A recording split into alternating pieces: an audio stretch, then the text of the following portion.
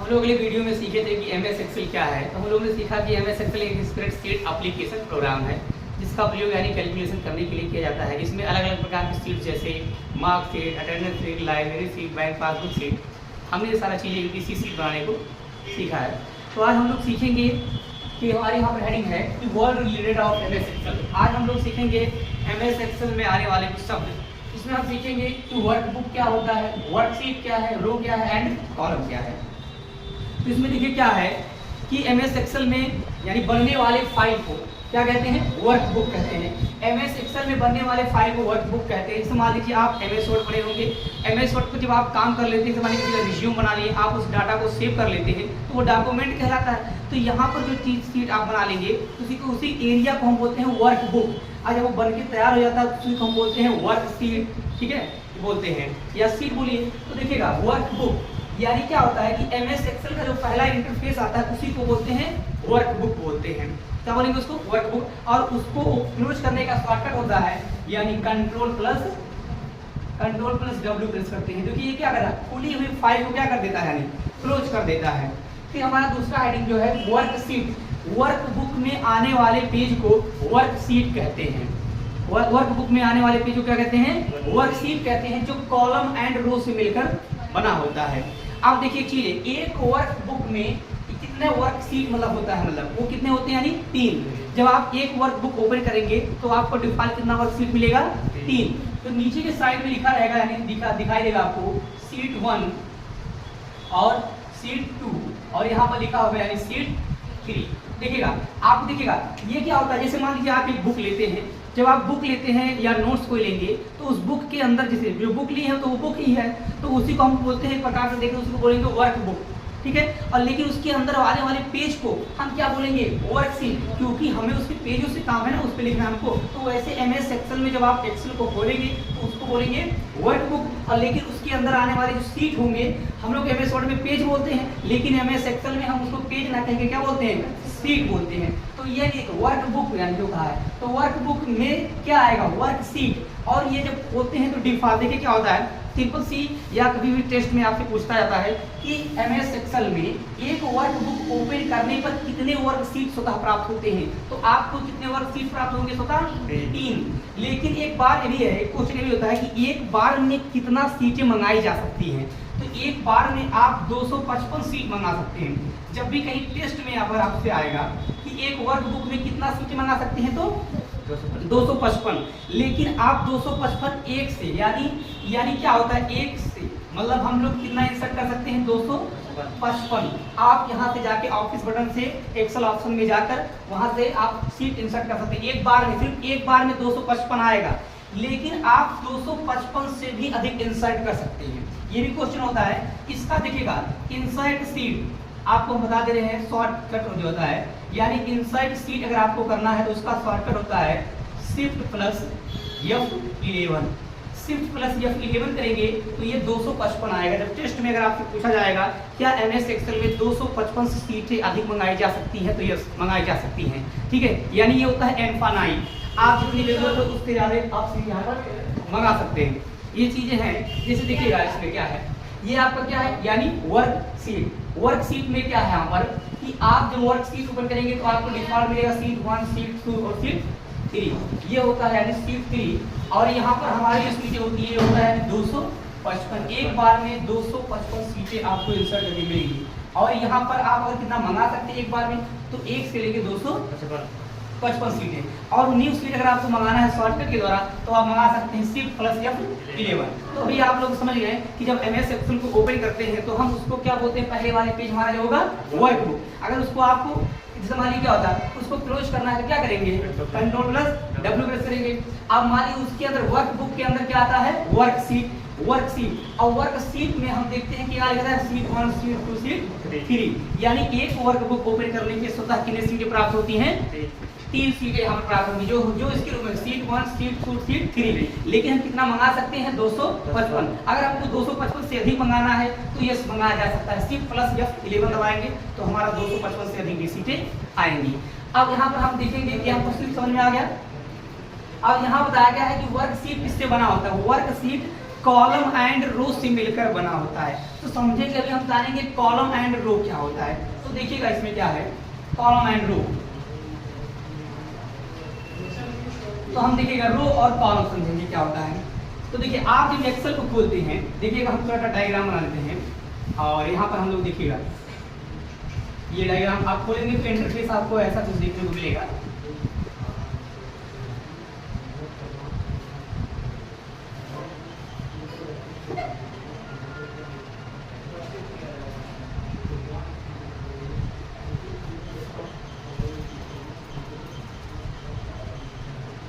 ये काफी अधिक तक होगा और ये इधर भी होंगे आगे।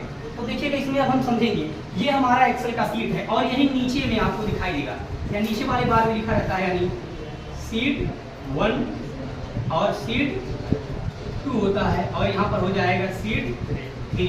तो ये देखिए अब इसी समझिएगा ये जो हमारा चार्ट आप देख रहे हैं इसी पूरी एरिया को हम बोलते हैं मतलब क्या आ गया है ये हमारा होता है यानी वर्क, ठीक है, यानी वर्क बुक समझिएगा वर्क बुक। और लेकिन इसके अंदर हमारे चीजें देखिए क्या है वर्क सीट आएगी मतलब सीट 1 सीट 2 सीट 3 तीन सीटें मिलेगी। अब हमने जानना है हमको कि सेल क्या है और कॉलम क्या है। तो देखिएगा इसमें हम सेल और कॉलम और रो जानेंगे। तो हमें बात होती है इसकी यानी रो। रो क्या होती है तो देखिए इसमें क्या होता है सेल के, ठीक है, यानी रो क्या होता है सेल के हॉरिजॉन्टल ब्लॉक को क्या कहते हैं रो कहते हैं। सेल के हॉरिजॉन्टल ब्लॉक, हॉरिजॉन्टल देखिए क्या क्षैतिज, जैसे ये जो पूरी एरिया की लाइन है ये पूरी ये क्या होता है यानी इसी को हम बोलते हैं रो। ये एरिया क्या होती है यानी रो होती है। कॉलम एंड रो से मिलकर बने हुए भाग को क्या कहते हैं, ठीक है, यानी हम लोग कहते हैं यहाँ पर देखिएगा ये तो सेल हो गया लेकिन सेल के, ठीक है, हॉरिजॉन्टल ब्लॉक देखिएगा हॉरिजॉन्टल ये जैसे ए बी सी डी ये जो गया है ये पूरी हमारी चीजें ये होता है मतलब ये तो कॉलम है लेकिन आप यहाँ 1 2 3 4 देख रहे हैं ना ये जो चीजें गई है पूरी क्या होती है, हाँ, तो इसी को बोलते हैं रो। अब कहता है कि एमएस एक्सेल में एक सीट में, ठीक है, सेलों की मतलब संख्या और कॉलम की संख्या रो की संख्या क्या होती है। तो यार हम लोग सीखेंगे तो हम लोग जानेंगे कि एक सीट में रो की संख्या क्या होती है। तो एक सीट में रो की संख्या होती है 10,48,576। 10,48,576 मतलब क्या होते हैं रो होते हैं। एक क्वेश्चन और ये आता है कि अगर यहाँ पर बात ये होती है अगर एक सीट में 10,48,576 है तो नेक्स्ट सीट में कितना सेल होगा या कितना कॉलम होगा। तो यहाँ पर सीट में यही दिखेगा एमएस एक्सेल की बात हो रही है। तो एमएस एक्सेल में सीट 1 में अगर 10,48,576 रो है तो दूसरी सीट में भी 10,48,576 रो ही होगा। ये आपका कॉन्सेप्ट क्लियर हो गया कि मतलब सेल के हॉरिजॉन्टल ब्लॉक को क्या कहेंगे रो कहेंगे। देखिए सेल के वर्टिकल ब्लॉक को देखिएगा ए बी सी डी ये जो है इसी को हम बोलते हैं क्या है कॉलम। ये क्या होता है कॉलम, इनकी जो होती है यानी कॉलम ये होता है 16,384 16,384 कॉलम होते हैं जो XFD के रूप में होते हैं। क्या होता है XFD। जैसे एक्सेल में ABCD जो है उसी को बोलते हैं कॉलम, जो 1 2 3 है वो हमारा क्या है यानी रो होता है। तो एक सीट में हमारी कॉलम की संख्या होगी 16,384। एक क्वेश्चन और देख लेते हैं हम लोग। लिब्रे ऑफिस में क्या होता है कि अगर पूछा जाएगा कि वहां पर सेलों की संख्या या रो की संख्या क्या होती है तो रो की संख्या होगी 10,48,576 यानी क्या होता है रो होता है। किसमें लिब्रे ऑफिस यानी स्प्रेडशीट कैल्क में, ठीक है, कैल्क में देखिएगा स्प्रेडशीट है वो मतलब बोलते हैं कैल्क। तो कितना होगा रो की संख्या कैल्क में 10,48,576 मतलब रो होगा। लेकिन जब आपको पूछेगा यानी लिब्रे में कॉलम की संख्या क्या होती है तो वहां हो जाएगा 10-24। क्या हो जाएगा 10-24 कॉलम हो जाएगा जो किसके रूप में हो गए AMJ। किसके रूप में AMJ आपका यहाँ पर दिखेगा ये पूरा हो जाएगा क्या यानी ये हो जाएगा कॉलम। तो समझ गए यानी एमएस एक्सेल में हमने आज यहाँ पर देखे क्या यानी रो क्या होता है और सेल क्या होता है। अब यहाँ पर देखो सेल मतलब क्या होता है सेल समझेंगे। तो देखिए कॉलम एंड रो से मिलकर बने हुए भाग को सेल कहते हैं। वो रिकॉर्डिंग नहीं हो रहा था मैं बोल रहा था। वहाँ से 2 बार हम गए हैं देखने जाना है बंद इनसे बोले नहीं देख लीजिए जल रहा है यहाँ पर बंद वीडियो जल रहा है। यहाँ पर हम लोगों ने यहाँ पर देखिए क्या सीखे। यहाँ पर हम लोगों ने देखा कि मतलब ABC ये हमारे कॉलम हो गए और ये जो हमारा 1 2 3 ये हो गया हमारा रो। तो यहाँ हमने देखा कि जो यानी रो की संख्या है 10,48,576 और कॉलम की संख्या होती है 16,384 कॉलम। और लिब्रे कैल्क में मैंने ये कहा है कि लिब्रे में होता है यानी 10-24 कॉलम जो AMG के रूप में होते हैं, और जो लिब्रे में यानी कैल्क में जो हमारा है यानी रो की संख्या 10,48,576 ये रो होते हैं। अब हम लोग यहाँ पर देखेंगे कि यहाँ सेल क्या होता है, क्या होता है यानी सेल। सेल की बात होगी तो यहाँ सेल का मतलब तो उसका नहीं होगा, सेल का मतलब यहाँ पर एक काय का होगा, ठीक है। यहाँ पर ये सेल, ये देखिए सेल होता है जो यहाँ पर खाने वाने में क्या हमारे सेल है। देखिएगा यहाँ पर क्या होता है कि कॉलम एंड रो से मिलकर बने हुए भाग को क्या कहते हैं, सेल कहते हैं, ठीक है। एक सेल में मैक्सिमम 32,000 कैरेक्टर लिखा जा सकता है। तो समझिएगा अभी हम लोग यहाँ पर विस्तार से सीखेंगे, फिर से एक बार देख लेते हैं कि यहाँ पर ये चीजें वर्कबुक क्या है, वर्कशीट क्या है, कॉलम क्या है एंड रो क्या है। तो ये देखिएगा यहाँ पर हम लोगों ने देखा कि जो हमारा ABC ये जो पूरे एरिया है इसे हम क्या बोलते हैं, यानी ये होता है हमारा कॉलम। तो कॉलम की होता है यानी 16,384, कितना होता है 16,384 जो XFD के रूप में होता है। और यहाँ पर देखिएगा, और यहाँ पर जो हमारे देखा ये रो की संख्या होती है, रो जो रो होता है वो होता है 10,48,576 ये हमारा हो गया।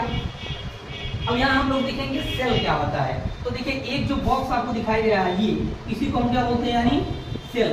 अगर आपको देखना है कि इसमें सेलों की संख्या कितनी है तो क्या करना है आपको, यहाँ पर 10,48,576 गुणे 16,384 क्या क्या कर देंगे आप, गुणा करवा देंगे। तो यहाँ पर आपका आ जाएगा सेल। तो यहाँ हमने देखा कि ये जो सीट आया है मतलब इसी को बोलेंगे हम लोग यानी वर्कबुक, और इसके अंदर जो सीट 1 सीट 2 आया है इसी को हम बोलेंगे यानी वर्कशीट, ठीक है। ये चीजें होती हैं। देखिए कॉलम क्या होता है कि कॉलम यहाँ पर हमने देखा और सेल ये एक दूसरे को क्या हुआ है, काटती हुई गई है। देखिएगा यहाँ पर सबसे पहले क्या किया गया है, कॉलम तैयार किया गया, एक दूसरे को क्या करती गई है, ये काटती हुई गई है। तो ये होता है अगर आप लोगों से पूछा जाए कभी टेस्ट में, आप देखें TCC का एग्जाम देने जाते हैं तो पूछाता है कि एक सीट में मतलब कितने कॉलम होते हैं। तो आप ध्यान दीजिएगा आपसे लिब्रे से पूछा गया क्वेश्चन है या एक्सेल से पूछा गया क्वेश्चन है, तो आपको ध्यान देना है। अगर लिब्रे से पूछा जाएगा तो आपसे पूछेगा कि लिब्रे में रो की संख्या क्या होती है, कॉलम की संख्या क्या होती है, तो ये आपको ध्यान देना पड़ेगा, ठीक है। हम यहाँ पर देखेंगे, हम लोग सेल समझ गए कि सेल क्या होता है, और हम लोग सीखेंगे नेम बॉक्स। नेम बॉक्स क्या होता है, देखिएगा नेम बॉक्स क्या है कि यहाँ पर प्रत्येक सेल का एक मतलब निश्चित एड्रेस होता है, प्रत्येक सेल का नेम बॉक्स। देखिए इसके ऊपर जस्ट आप जब जाएंगे, ठीक है, यानी यहाँ पर तो हम लोगों की एक एरिया बनी रहती है जिसे होता है जहाँ पर सेल एड्रेस है। मान लीजिए अगर A1 पे क्लिक किए होंगे तो A1 लिखिएगा, अगर आप मान लीजिए B2 पे क्लिक किए हैं तो क्या B2, ये जो B2 है B2। जैसे देखिएगा सेल एड्रेस में क्या होता है कि नेम बॉक्स में लिखकर हम किसी भी सेल तक के एड्रेस को जा सकते हैं। जैसे नेम बॉक्स में अगर मान लीजिए, सोचिएगा अगर आपको मान लीजिए B, ठीक है, B आपको यहाँ पर जाना है B, ठीक है, 156 इसमें जाना है, तो आप क्या ढूंढेंगे यहाँ पर कि उसमें जाने के लिए, तो सब आप कहाँ जाएंगे, नेम बॉक्स में। नेम बॉक्स के सेल एड्रेस में आप जाएंगे, यहाँ पर B टाइप करके आप यहाँ पर इसका, ठीक है, यानी B समझिएगा, B क्या है, कॉलम है, और यहाँ 156 जो है वो आपका क्या है यानी ये रो है। इसको यहाँ पर लिखकर इंटर करेंगे, आप उस कॉलम और उस रो में पहुंच चुके होंगे। ये होता है सेल एड्रेस। आपसे यही पूछता है कि नेम बॉक्स बताइए, अगर किसी सेल तक अगर हमको जाना है तो हम किस ऑप्शन का प्रयोग करेंगे, बताइए, वर्कबुक या वर्कशीट या आप यूज करेंगे सेल या नेम बॉक्स या फार्मूला बार। तो हम क्या यूज करेंगे, नेम बॉक्स। आपको कंफ्यूज करने के लिए बहुत सारे ऑप्शन दिए होंगे लेकिन आपको सही विकल्प का चयन करना है, तो हम यूज करेंगे यानी क्या, नेम बॉक्स। तो नेम बॉक्स में लिखकर हम किसी भी सेल के एड्रेस तक जा सकते हैं। और एक चीज और दिख रहा है, अब हम लोग सीखेंगे सेल एड्रेस। क्या सीखेंगे, अब देखिएगा सेल एड्रेस क्या होता है। देखिएगा सेल एड्रेस, देखिए प्रत्येक, जैसे क्या होता है MS एक्सेल में प्रत्येक सेल का एक निश्चित एड्रेस होता है जिसे हम क्या बोलते हैं, सेल एड्रेस कहते हैं। जैसे C4 से हमें यह पता चलता है, जैसे C4 से हमें यह पता चलता है कि हम किस कॉलम तथा किस रो में हैं, ठीक है। सी हमने फिर बताया कि सी कॉलम है और 4 रो, यानी सी वाले कॉलम है और चौथे रो में है, ये हमने देखा। तो आप समझिएगा यहाँ पर C4 जो लिखा है, मतलब देखिए हर किसी व्यक्ति की एक पहचान है, मतलब उसका मतलब पता होगा, लोकेशन है, एड्रेस है। जैसे मान लीजिए अगर आपसे पूछा जाए आप कहाँ से आते हैं तो आप अपना पता बताते हैं। तो यहाँ पर अगर जो भी संख्या आप लिख देंगे, जो भी सेल में डिजिट आप लिखते हैं, उसका एक एड्रेस होता है। आपको ये भी पता होना चाहिए कि जब कोई फार्मूला आपका एक्सेल में फिट नहीं होता है तो वहाँ पर हैश का सिंबल दर्शाता है, मतलब यानी फार्मूला एरर का सिंबल होता है। आपसे ये भी पूछेगा कि जब आपका फार्मूला MS एक्सेल में मतलब काम नहीं करता है या गलत तरीके से आप लगा देते हैं तो उसमें कौन सा सिंबल बन जाता है, तो हैश का सिंबल बन जाता है। तो यहाँ हम लोग और सेल एड्रेस तो समझ गए, जैसे प्रत्येक व्यक्ति का एक एड्रेस होता है। जैसे समझिएगा, जैसे हर किसी का एक पता है ना कि मतलब आप कहाँ से आए हैं, ठीक है, आपका एक लोकेशन है। तो आप ये भी जानिए मोबाइल का ही एक IP एड्रेस होता है। क्या होता है? IP address. IP एड्रेस के द्वारा पता लगाया जा सकता है, मतलब कि मतलब ये लोकेट किया जा सकता है, ये मतलब कहाँ से डिवाइस हैक की गई है, कैसे हैक किया, सारी चीजें। तो वैसे प्रत्येक सेल का एक निश्चित एड्रेस है। देखिएगा यहाँ पर क्या होता है, प्रत्येक सेल का क्या है, ये निश्चित एड्रेस है। हम लोगों ने यहाँ पर आपसे बताया यहाँ A B हमारा जो था, ठीक है, ये हमारा जो था यानी ये हमारा क्या है, सेल एड्रेस हमने देखा। अब देखिएगा प्रत्येक सेल का अगर हम कोई यहाँ संख्या लिख देते हैं, इस हमारी क्या होता है कि कोई संख्या मैंने यहाँ लिख दिया, अब हमको जानना है इसका सेल एड्रेस। एक बार इरेज करके फिर से देख लेते हैं, साफ क्लीन कर लेते हैं, थोड़ा सा समझ लेते हैं। MS एक्सेल को आप समझ जाएंगे। और देखिएगा छोटा सा बना लेते हैं हम लोग।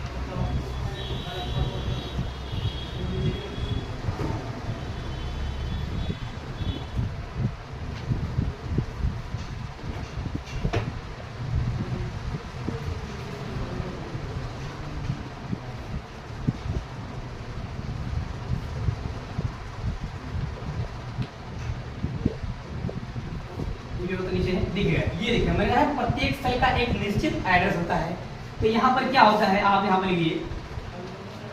तो यहाँ पर क्या है कि हमने यहाँ पर कोई संख्या लिखा और यहाँ पर लिख दिए। अब मान लीजिए क्या होता है, एक क्वेश्चन हमारा ये भी होता है कि MS एक्सेल में किसी भी फार्मूला को स्टार्ट करने से पहले क्या लगाते हैं, इक्वल लगाते हैं। तो ध्यान दीजिएगा, जैसे क्या होता है कि कैलकुलेटर में आप पहले संख्या लिख दीजिए, उसके बाद इक्वल दबाइए तब बराबर आता है, इसे पहले लगाना पड़ेगा, उसके बाद एंटर आपको प्रेस करना पड़ेगा। तो देखिए इसमें क्या होता है, अगर मैं चाहता हूँ कि 60 का मतलब मल्टीप्लाई करना चाहता हूँ इस MS एक्सेल में, तो क्या करेंगे, तो मान लीजिए इस वाले सेल में करेंगे और इस सेल एड्रेस से आपको पूरा करना है। बिना माउस का प्रयोग किए आप MS एक्सेल में शीट बना सकते हो इस शॉर्टकट से। तो देखिए क्या होता है, अब हमें यहाँ पर देखना है कि 60 जो हमारा लिखा है यानी ये किस कॉलम और किस रो में है। तो हमें बताइए ये अगर किस वाले कॉलम में है, तो यहाँ देखिए बी क्या है, बी कॉलम है और 2 रो में है। तो यानी सबसे पहले आपको देखना, सबसे आसान तरीका क्या होता है कि आपको सबसे पहले आना है कॉलम देखना है। तो कॉलम देखिएगा, कॉलम यहाँ से यहाँ है और फिर इसकी वजह से घूम जाइए आप, आपको ये पता चलेगा जो यहाँ पर लिखा है 60 ये किसमें है, यानी बी कॉलम है और दूसरे रो में है। तो यहाँ का सेल एड्रेस होगा यानी B2। अब आपको मल्टीप्लाई कराना है तो आपको सिंबल लगाना पड़ेगा। तो हम लोग यहाँ सिंबल लगा रहे हैं, आपको पता होना चाहिए कि सिंबल यहाँ थोड़ा स्टार टाइप का होता है हमारा, ठीक है, ये स्टार भी है और गुड़े का सिंबल है।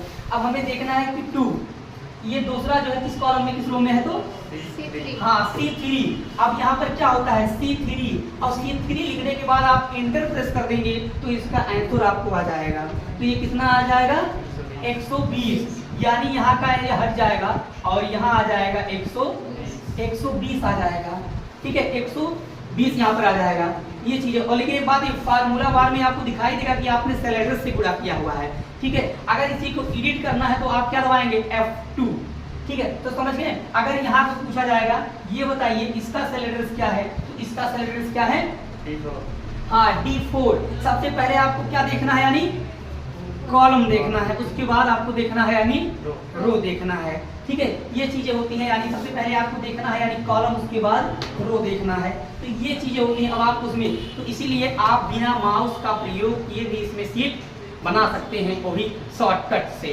ठीक है। आप यहाँ पर देख लिए कि वर्कबुक क्या है, वर्कशीट क्या है, और नेम बॉक्स हमने सीखा, और हमने सीखा सेल क्या है, और यहाँ पर सेल एड्रेस जानेंगे हम लोग सेल एड्रेस क्या होता है। अब हम लोग देखते हैं, यानी फार्मूला में लिखा है कि फार्मूला क्या होता है, MS एक्सेल में किसी भी फार्मूला को लगाने से पहले क्या लगाते हैं, इक्वल लगाते हैं। तो आपको यहाँ पर इक्वल यूज करना पड़ेगा।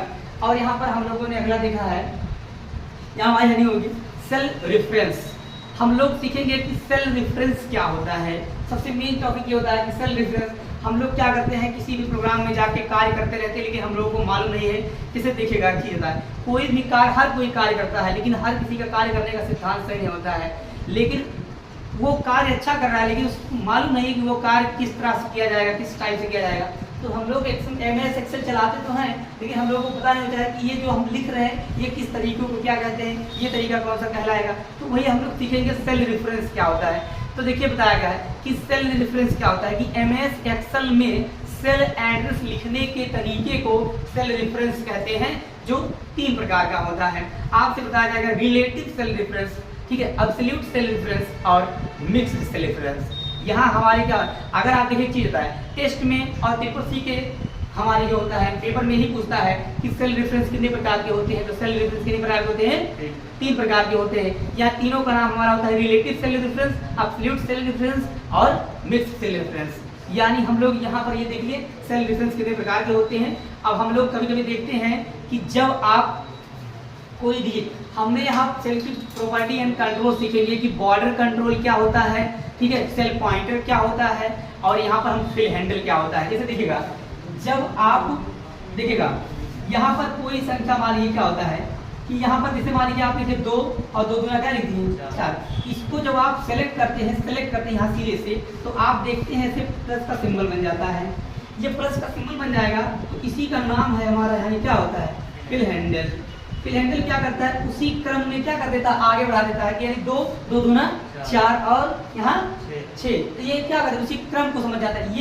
ये सिंबल जो बना है इसका नाम क्या है, फिल हैंडल है, मतलब यानी उसी क्रम को आगे तक बढ़ाना, खींच देना है मान लीजिए, ठीक है। अच्छा हमारे खेत में गए हैं बड़ा खींचने के लिए, तो क्या करेंगे, उसी पैटर्न में खींचेंगे ना, ये थोड़ा कम खींचेंगे तो पानी बाहर चला जाएगा। तो ये चीज पेंटेन यहाँ पर देखिएगा, ये प्लस का जो सिंबल आप देखिए इसका नाम है क्या है, फिल हैंडल। दूसरा क्या होता है यहाँ पर देखिएगा, आप यहाँ पर देखते हैं ऐसे सिंबल बने रहते हैं, ये प्लस का आकार का बना रहेगा ऐसे। तो इसका नाम जो होता है ये है हमारा यानी सेल पॉइंटर। क्या होता है यानी सेल पॉइंटर। अब सेल पॉइंटर का प्रयोग क्या है, सेल को सेलेक्ट करने में किया जाता है। आप कंट्रोल दबा के सिलेक्ट कर सकते हैं सेल को। अगर आप शिफ्ट दबा के सिलेक्ट करेंगे तो कम से कम 3-4 सेल सेलेक्ट हो जाएंगे, लेकिन अगर आपको 2 ही और 1 ही सेल सेलेक्ट करना है तो आपको कंट्रोल प्लस माउस क्लिक करना पड़ेगा उस सेल में जिस सेल को आपको सिलेक्ट करना है। आप ध्यान दीजिएगा, इस वाले सिंबल को क्या बोलते हैं, सेल पॉइंटर बोलते हैं। सेल पॉइंटर के माध्यम से आप सेल को भी सिलेक्ट कर सकते हैं विदाउट अगर माउस, ठीक है, यानी कीबोर्ड यूज करेंगे, मतलब अगर आप कीबोर्ड नहीं यूज कर रहे हैं, उसका शॉर्टकट की कोई की यूज नहीं कर रहे थे, वैसे ड्रैग करेंगे आप स्क्रीन पर तो उसका सेल सेलेक्ट हो जाएगा, ठीक है। जब आपको एक से अधिक सेल को सिलेक्ट करना है तो आप यूज करेंगे सेल पॉइंटर, लेकिन आपको 2 अपने हिसाब से, मानिए हम चाहते हैं A1 को सिलेक्ट करें, E2 को सिलेक्ट करें या A3 को सिलेक्ट करें, लास्ट वाले को सिलेक्ट करें, तो हमको क्या यूज करना पड़ेगा, कंट्रोल प्लस का यूज करना पड़ेगा। ये होता है सेल पॉइंटर। अगला हम लोग देखते हैं बॉर्डर कंट्रोल।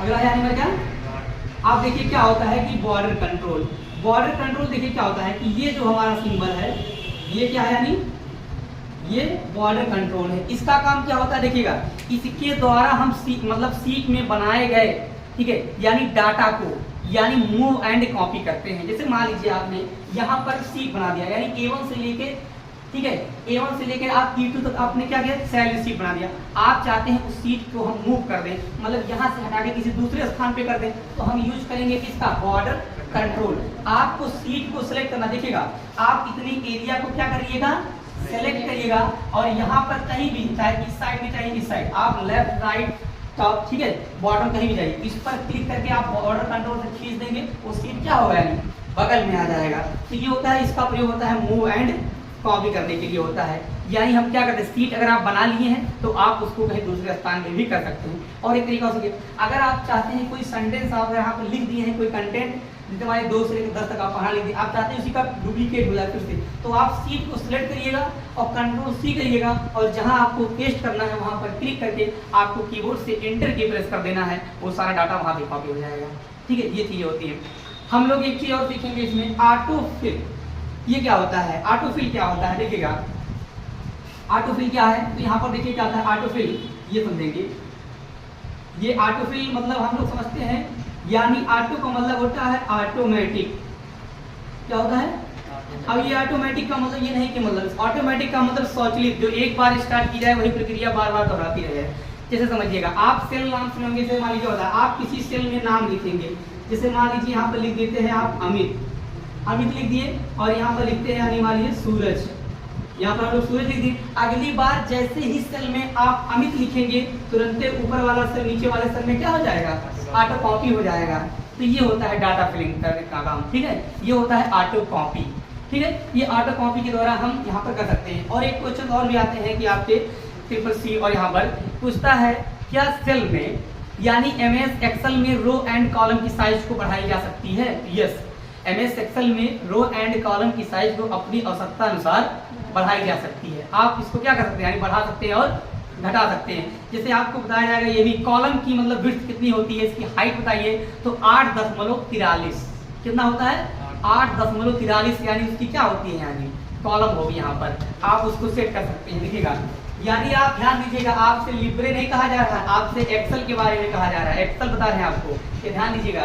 एक्सेल में कॉलम के, ये कॉलम जो होता है ना, इसकी कॉलम की साइज अगर देखना है, अगर मान लीजिए आपको अटेंडेंस शीट बनाना है, मान लीजिए अटेंडेंस, ठीक है, हम क्या देते हैं, अगर आपको यहाँ पर अटेंडेंस बनाना है, अटेंडेंस शीट इस तरह से आपको बनाना है, ठीक है, तो आप इतने एरिया को सिलेक्ट करिएगा और आपको राइट साइड में एक ऑप्शन मिलेगा फॉर्मेट। आपको कौन सा ऑप्शन मिलेगा, आपको जाना है फॉर्मेट में। फॉर्मेट में जब जाएंगे तो वहां मिलेगा कॉलम विड्थ, क्या मिलेगा, कॉलम विड्थ, और वहां पे लिखा होगा 8.43। आपको उसको, ठीक है, मिटा के बैक स्पेस से, और वहां पर कितना लिख देना है, 2, और आपको इंटर प्रेस कर देंगे तो आपका अटेंडेंस शीट में ऐसा हो जाएगा, ठीक है। अब हम लोग अगले वीडियो